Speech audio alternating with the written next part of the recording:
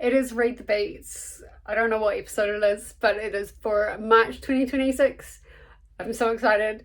You guys have no idea how excited I get when I get these videos. Okay, let's do this.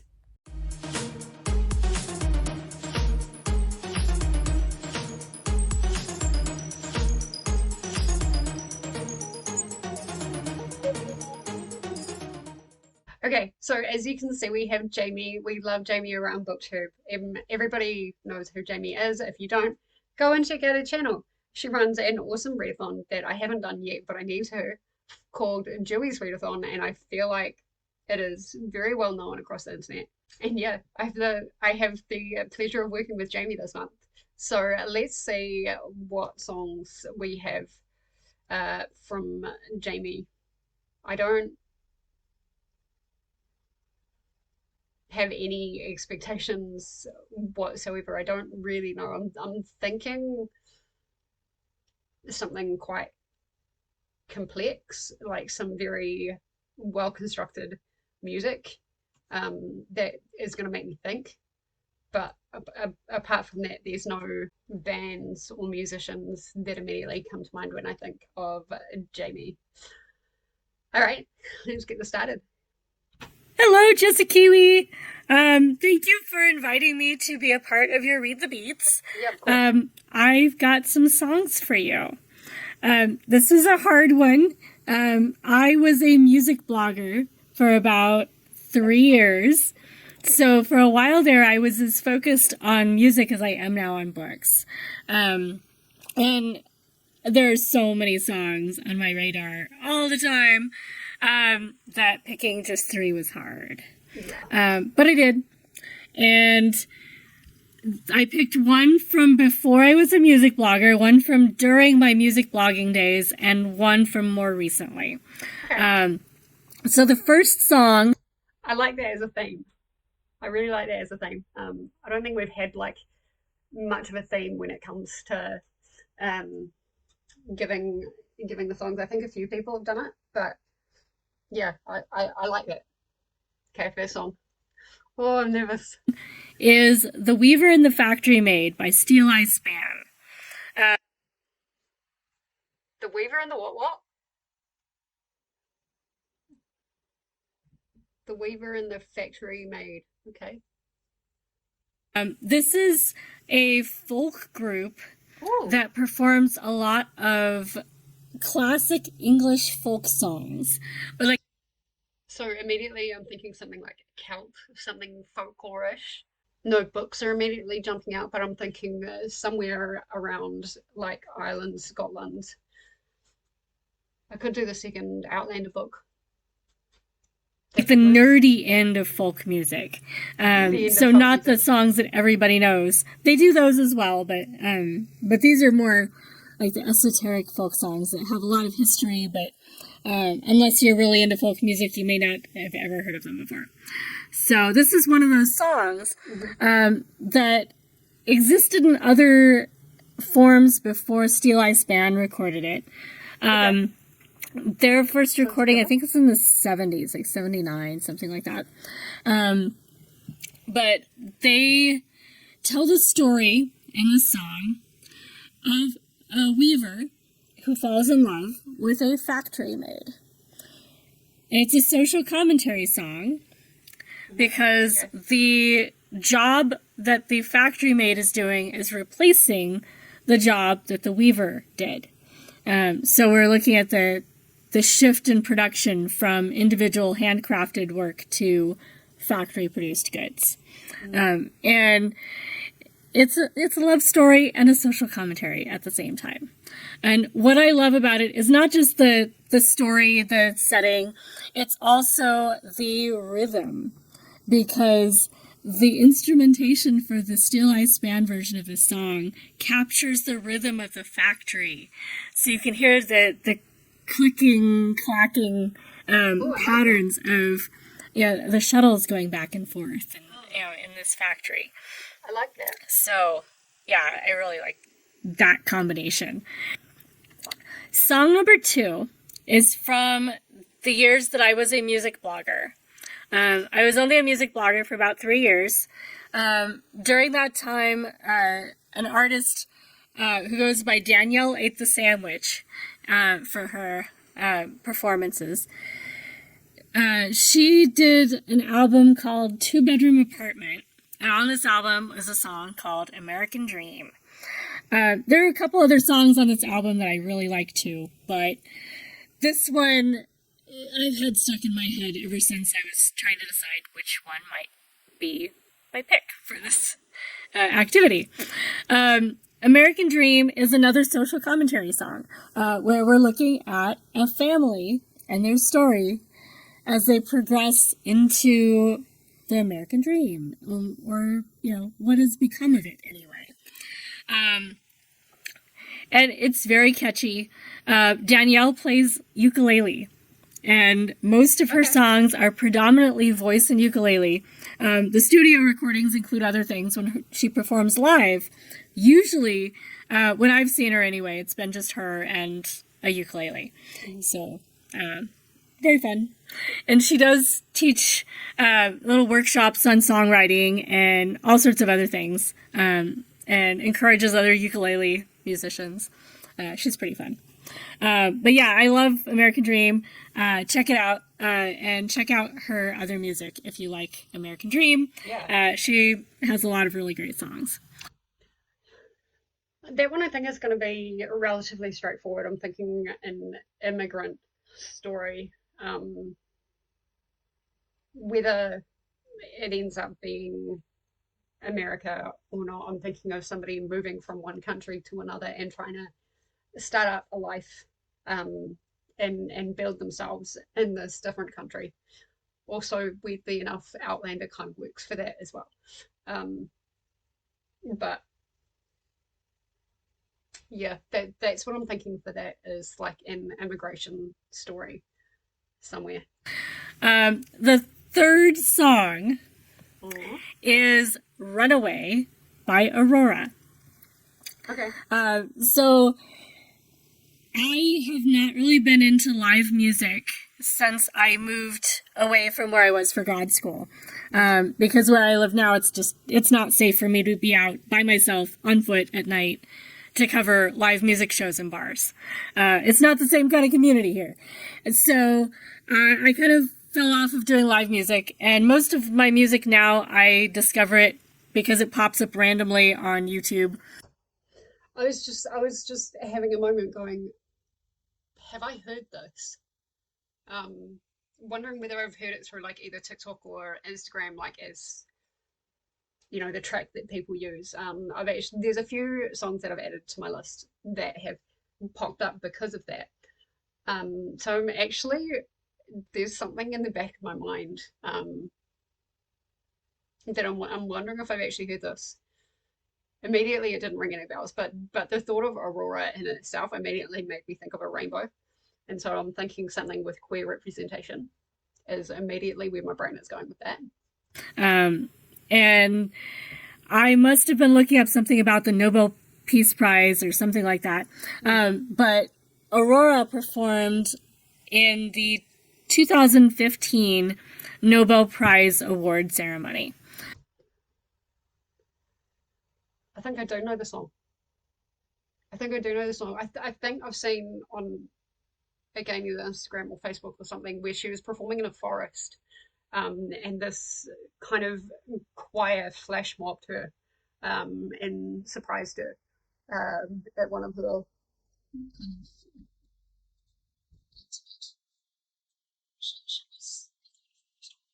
Pretty sure I know the artist. And the song she performed there was Runaway, which I think is one of my top 3 of her songs. Still, she's made a lot of music since. She was still a teenager, I think, during that performance. Yeah. So she's grown up quite a bit since then, and her music has changed, but I really like that she's a neurodivergent person, and the way she interacts with the world, I totally recognize myself in some of that. So that's great. I love good representation of neurodiversity in the arts. And one of the ways that her neurodivergent approach to music comes out is how she explores using her voice as an instrument, not just singing a song. She really explores that range of what you can do with voice as instrument. And that comes through in Runaway. And it's just a catchy song. And it has great rhythm. So, yeah. I think there are probably about a couple hundred songs for each of those 3 time periods of my music life that I could have chosen instead. So this is my 3 songs as of right now. Yeah. And it would be totally different if I did this next week. But I hope you enjoy these songs. I got all 3 of them stuck in my head solidly while I was working on picking my songs. So for me, they are very catchy. And yeah, I look forward to seeing what books you put with them. Thanks again for involving me in this project, and I will catch you later.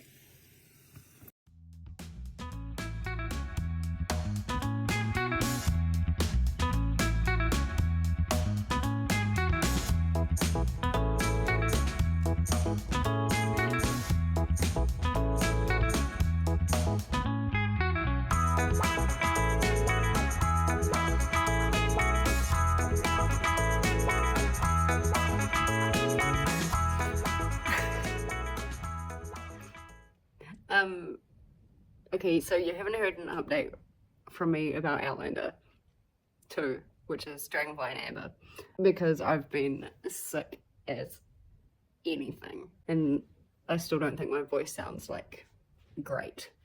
But this is kind of like I guess the thoughts and the wrap up, because I finished it today, and there's a few things to talk about. It works for the song because the song is very like folksy, and I got a Celtic vibe from it. So it works in that respect. Apart from that, it's kind of its own story. It doesn't really have anything else to do with the song, I don't think. So Dragonfly and Amber follows Claire. It starts off where she's in like her time. And she comes back to Scotland and learns about the Reverend's death, who was in book 1/season 1. And they're sorting out his stuff, and she is trying to figure out whether Jamie survived the Battle of Culloden. Hi. So she wasn't sure. Then we kind of go back to while she was still in Scotland before she went back. Because she had the opportunity to go back and she didn't in book 1. So this is before she actually goes back to her time. And there's a lot of drama that happens in this book. There's a lot of drama. It's France. I believe it's the 1700s. It's when the Bonnie Prince is in France. And so basically Claire and Jamie are trying to stop this whole big Battle of Culloden from happening, so they can keep their heritage and their traditions and things like that. And essentially that's what this book is just one big book of drama. There's court politics, there's family politics, there's things that happen with Jack Randall, and I mean it's arguably as bad as what he does to Jamie. Check your trigger warnings for that, because that's it was a good book. My biggest criticism is the fact that it was fucking long. I listened to this on audio and it took me bloody 2 weeks. It is the 26th of March and I'm only just finishing it now.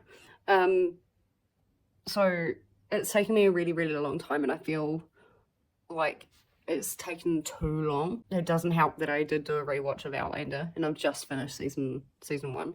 And I'm about to start an episode of season 2, which is like what Dragonfly and Amber is based off. So yeah, they're in France. One of the most interesting parts while she's in France is Master Raymond. He's like an apothecarist,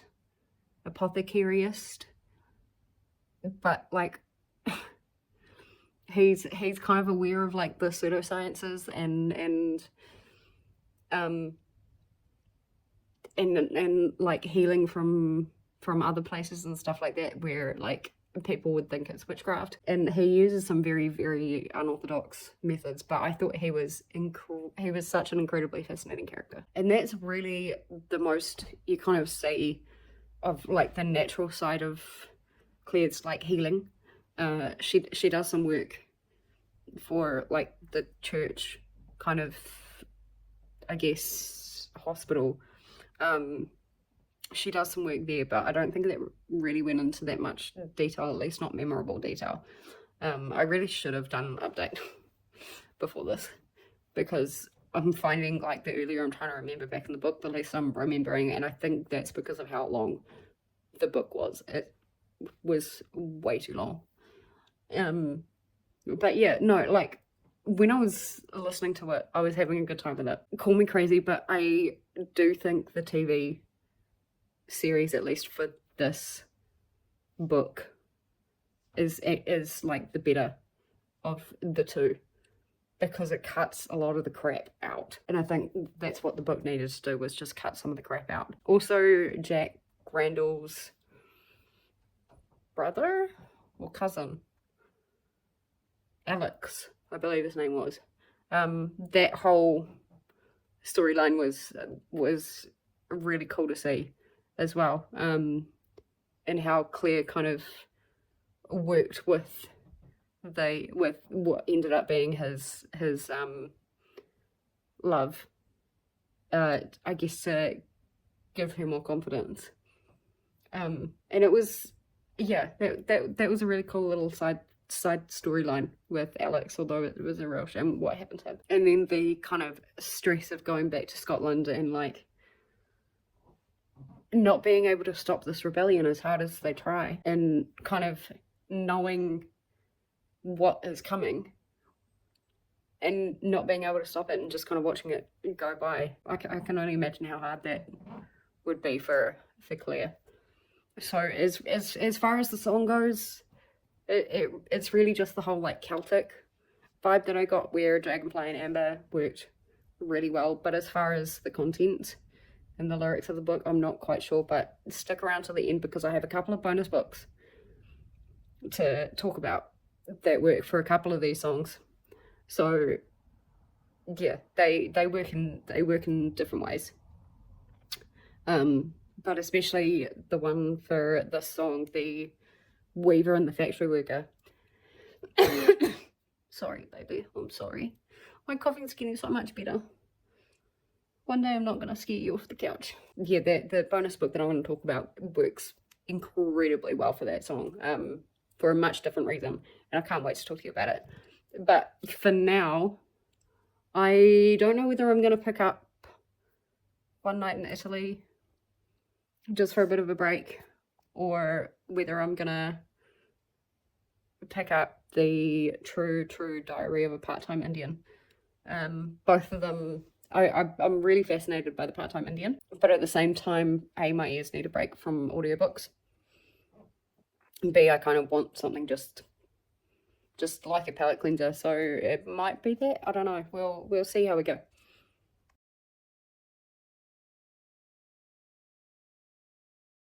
So I am about 45%, maybe a bit more, into the absolute, 50%, there we go, into the Absolutely True Diary of a Part-Time Indian.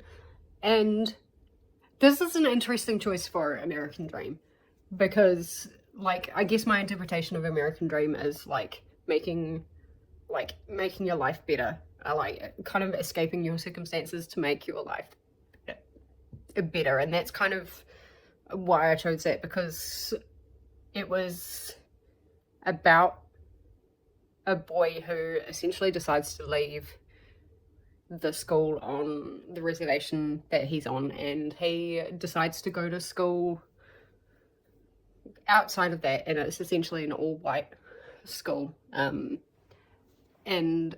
he is dealing with, at the moment he's dealing with repercussions of that. But it starts off with one of the teachers at the res school that essentially whacks him across the head and says, "You can do better."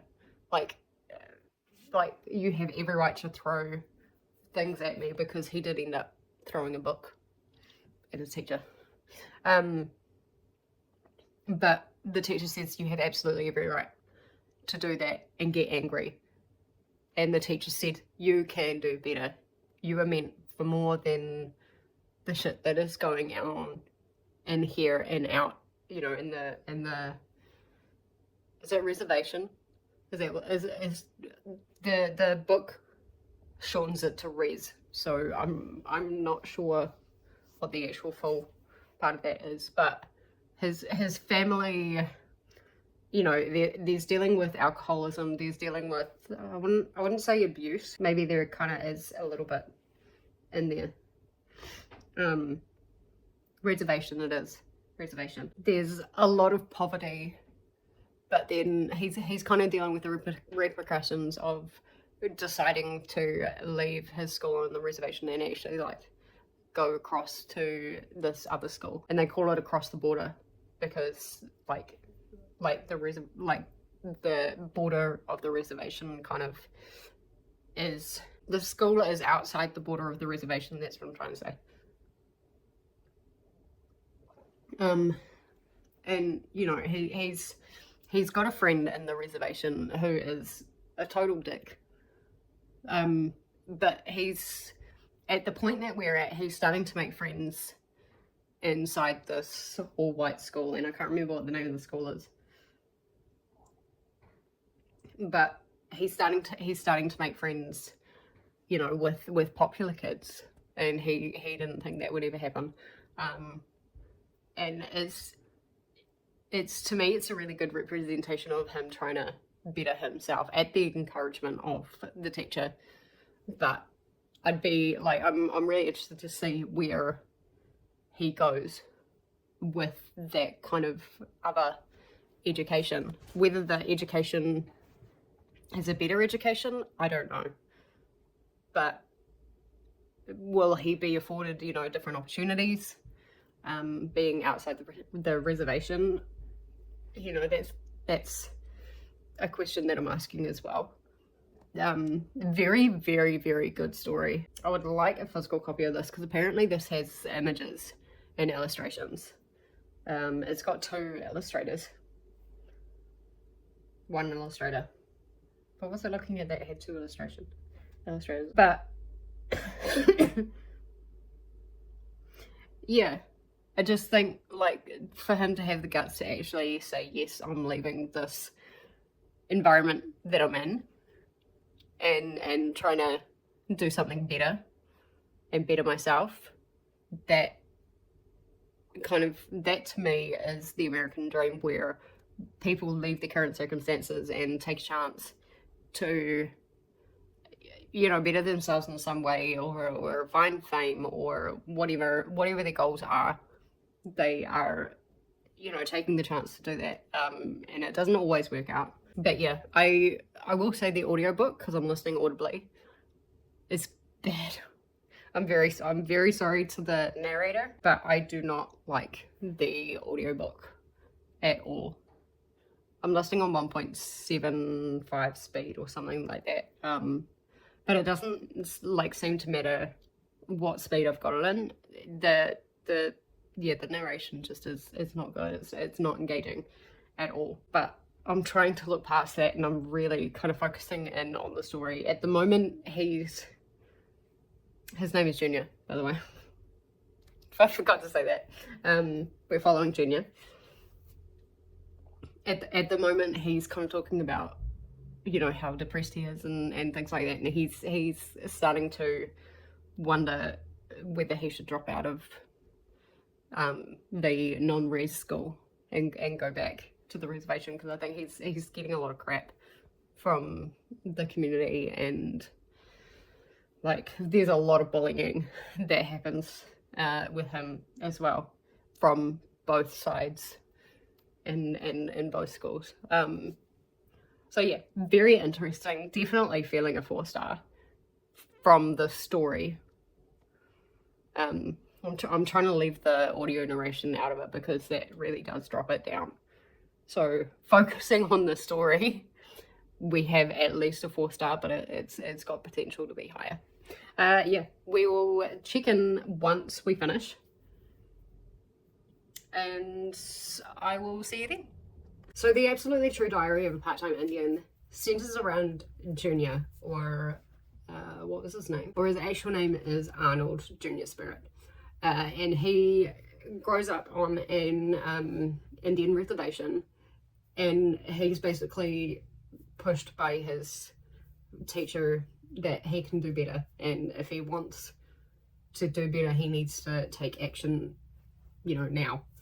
And this is a kid of like 11 or 12. And it worked really well for American Dream because he wants to make himself better, and that's what I kind of interpret as the American Dream, as people that want to continuously improve and make themselves better. And I guess to some extent it's to make more money and things like that, but it's still like stepping up and improving constantly. And so the book actually works really well in that respect. The book itself is about Junior's, I guess, journey, like from being at the Indian reservation and also going to this white school that's like across the reservation border. And that's how the book actually gets its name, is Junior becomes a part-time Indian. He's part-time on the reservation, part-time at this white school.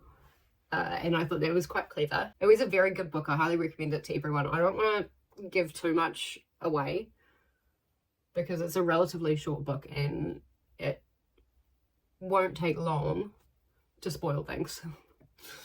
But obviously with a book like this, he's facing bullying. I mean, he is, I wouldn't say he's disabled, but like he's had some health issues from birth, and so he's got that. Because he's gone to this school, he kind of broke up with his best friend Rowdy. The book also explores things like poverty. It explores alcohol and the effect it has on people, but also it kind of explores situations that can lead people to drinking in order to kind of, I guess, cope. And so like there's a bit of a vicious circle that's happening there. And so Junior himself has a bit of an attitude problem, and he gets that from the reservation. Like the kids are encouraged to fight physically, and there's like even a scene like where it tells you, like if you're smaller or you're weaker, you make sure you throw the first punch because that's the only punch you're going to get in. And like there's a whole breakdown of like how you were supposed to get into fist fights and why and when, which was an interesting scene. But it was really nice when Junior actually started making friends at this high school and he started getting into sports. He started getting into basketball, and yeah, he even finds someone that could potentially be a girlfriend further down the track, because he's still a bit young, and he finds a couple of friends, which was really nice. And like that's to me, that again works well for American Dream, because he's he's separating himself from that environment that kind of, I guess, breeds poverty and violence and alcoholism and things like that. And it, like I said, it goes around in a vicious circle. And so like even just by starting to go to this white high school, it kind of helps him see that he can do better, and it helps him kind of figure out that he can escape that cycle and he can break the cycle. And I like the fact that his sister also did the same thing before he did. His sister moved to Montana, I believe, and she escaped. She escaped, like, even though she still had her problems with where she was and her marriage and things like that. She did kind of try and do it. And so that is like another, I guess, less successful American Dream, and I'll leave it at that. But yeah, it was really well done. It was really well written. The audiobook was, the narrator, yeah, not keen on the narrator, but the writing itself was fantastic, and I would like to have the book on my shelf, like as a physical copy, and read it again as a physical copy. There's a really big thing that happens towards the end of the book that I won't spoil, but it becomes so much of a climax, and you're like, whoa, the actual ending of the book is really understated. And so I guess that's a bit of a critique there, because I had to flip through, or I had to listen through a few times to actually remember what the actual ending was. And it was sweet. Like, I guess this is a spoiler, but he does end up reconnecting with Rowdy, and it's not like through anything big. It's just by them sitting and talking, and then they start playing basketball again. And the audiobook that I had a author's note that explained the idea behind Rowdy, and the fact that it was based off somebody that was actually in his life. And then after that, there was an excerpt of an unpublished sequel, and I don't think he ever intends it to be published, but like, it's an unpublished sequel from Rowdy's perspective. So yeah, it was a good story overall. I'm actually gonna give it, despite the audiobook, I'm actually gonna give it a 4.5, because I really enjoyed the concept of it. I really enjoyed the writing. I also really enjoyed the honesty and the fact that it didn't hold back on any of the stuff. It didn't try and sugarcoat any of the situations. So yes, that was very successful, and I'm very happy.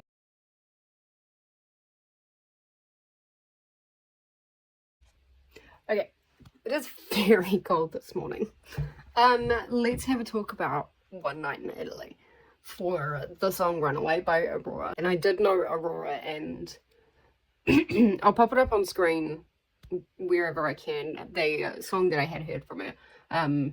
But anyway, talking about Runaway, I'd originally thought, One Night in Italy, maybe it was someone going on an Italian holiday. I didn't read the synopsis for this one, so I didn't really know what to expect, and it kind of hasn't turned out to be like that. But like, from the three perspectives that are there, they are all running away from something for a certain reason. The three perspectives are, you've got Anna, who essentially has been told that the father that she's never met is Italian, and lives in Italy. So she wants to go to Italy to find him. Now she's only got a first name. Gino, I believe, is the name. And she's got a photograph. And like, the reporter person that she works with is saying, don't bother. If you've only got a first name, don't bother. But she's like determined. The journalist in her is determined. And so there's her. Then you've got Catherine. And she kind of finds her husband doing the dirty on her in her bed, and yeah, her husband actually walks out, like she's still processing it all a couple of days later, and she comes home and there's a whole bunch of bags packed, and her husband's actually walked out on her, and so she's feeling a little bit lost. And then there's Sophie, who is somebody that has essentially, and I guess this works for this one because she has essentially run away from her parents. She's run away from her life in the UK, and she's gone travelling everywhere. And she comes home from Sorrento after being told that her father is really not well, and in hospital and things like that. And so she's actually ended up staying, that looks better. She's ended up staying in the UK, where she was from again, just to help out and essentially be with her dad. It's not to be with her mum, but it's to be with her dad. And so she actually gets this job teaching a learn Italian class. And that is where like the three people meet. And this book so far, I'm actually 70% of the way through. It's really easy to read. It's a really nice palate cleanser. It's not a palate cleanser in the fact that it's light, topic wise, but like it's a palate cleanser in the fact that like it really focuses on the friendship that these ladies are building, and you know, the friendship that they're building with the other students in the class as well.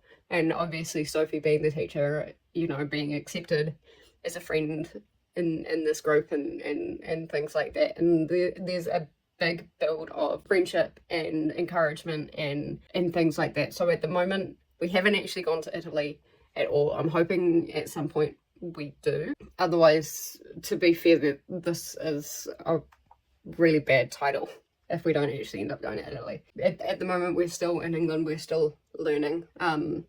But I would love to see, I think,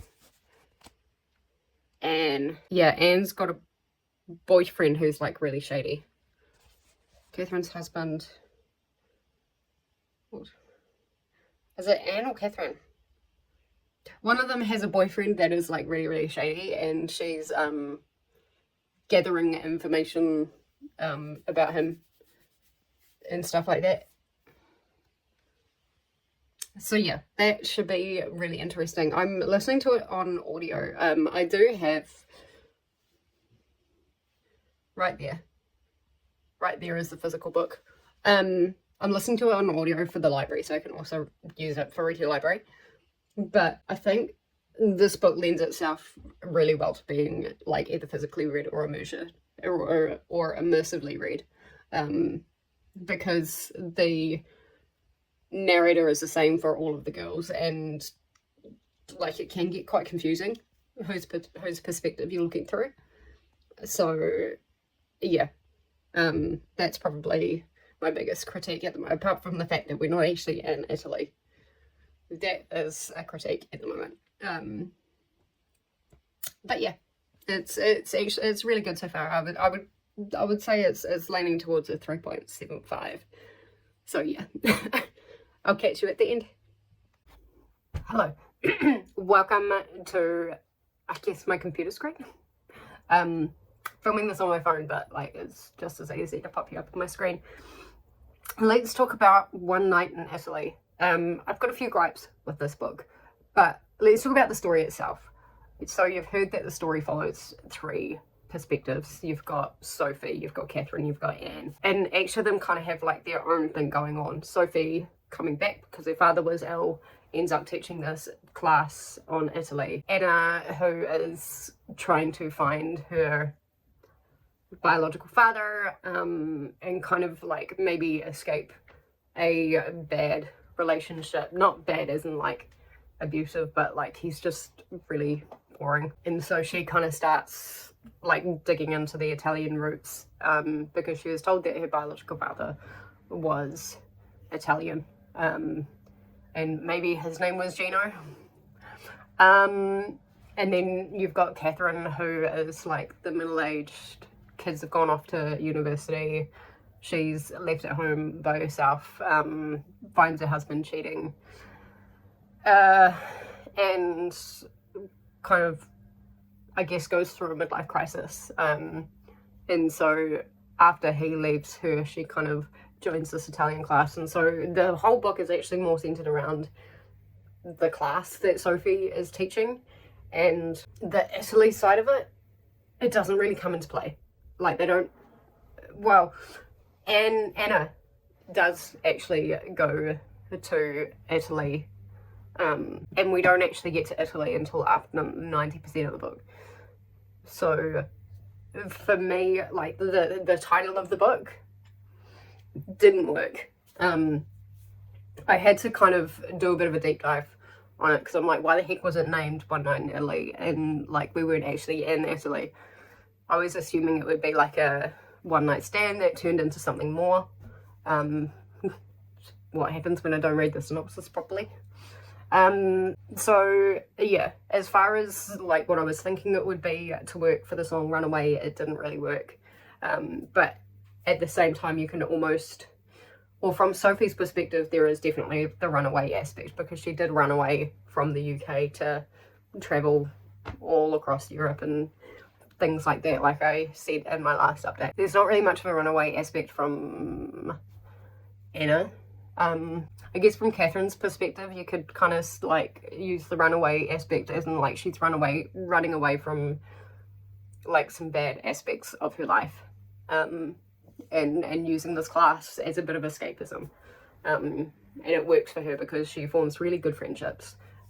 All the women who have these perspectives have really good friendships that are built within the class. But I think the title of the book itself was misleading. If Italy was in the title and it was One Night in Italy, I mean, the title does promise one night, but yeah, I just think the title was misrepresenting what the story was actually about. And so yeah, the title One Night in Italy is really used more as symbolism, because like the idea of Italy is allowing these women to kind of escape and reinvent themselves, even if it is just a class in the UK. So yeah, it's the story itself has its merits. It's actually a fantastic story, but that really gripes me. Also, if you see, if you see my phone shaking, if I let this go, my phone will start shaking really bad. If you see that, that's because the washing is on. Let's talk about the audiobook. The audiobook, the narrator was fine, but there wasn't really any like change in voice for each of the perspectives. And so if I was just listening and I was doing something else, like it would take quite a while if there was a chapter change for me to understand like whose perspective we were actually in. So the audiobook wasn't great in itself either. I think I'm going to give this one 3.5.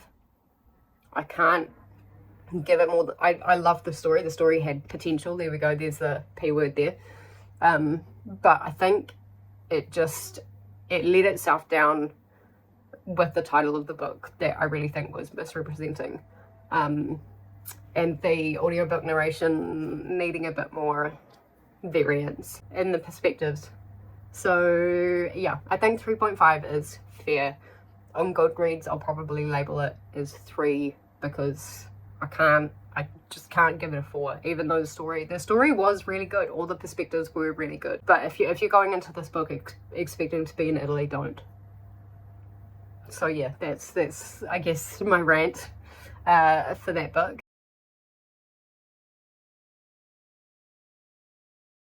Bonus books. I'm not going to talk too much about these because they are still going through the Booktube prize and I can't talk about the second one.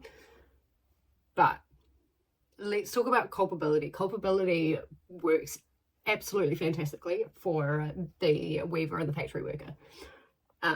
Because what the book is calling, I guess, for me about is AI and the introduction of AI and how it is being used across multitudes of different facets of people's lives.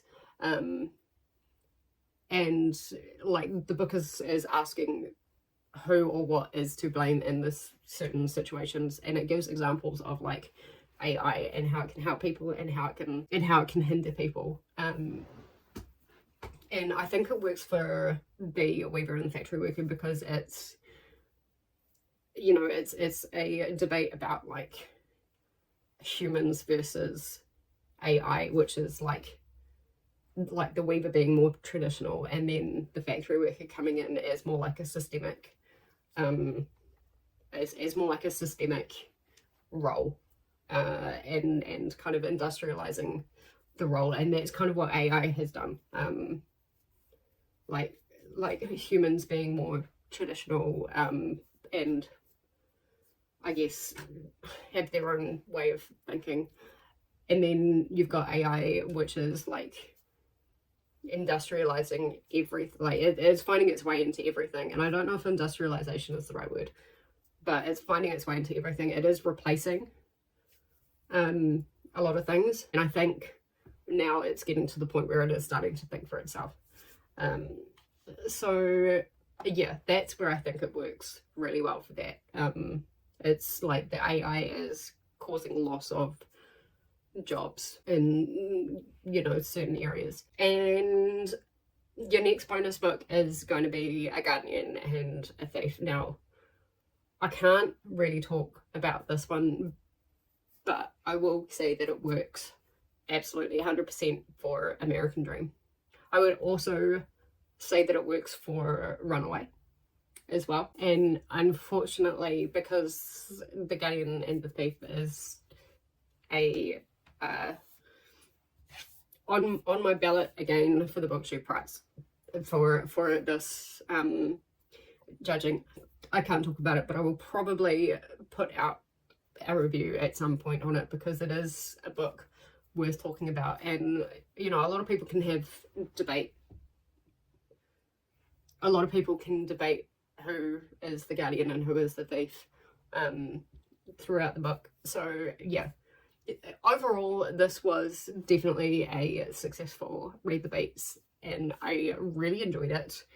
It was quite fun to find books that I thought worked really well as well, like to be able to do this bonus books. So yes, I am going to leave it there.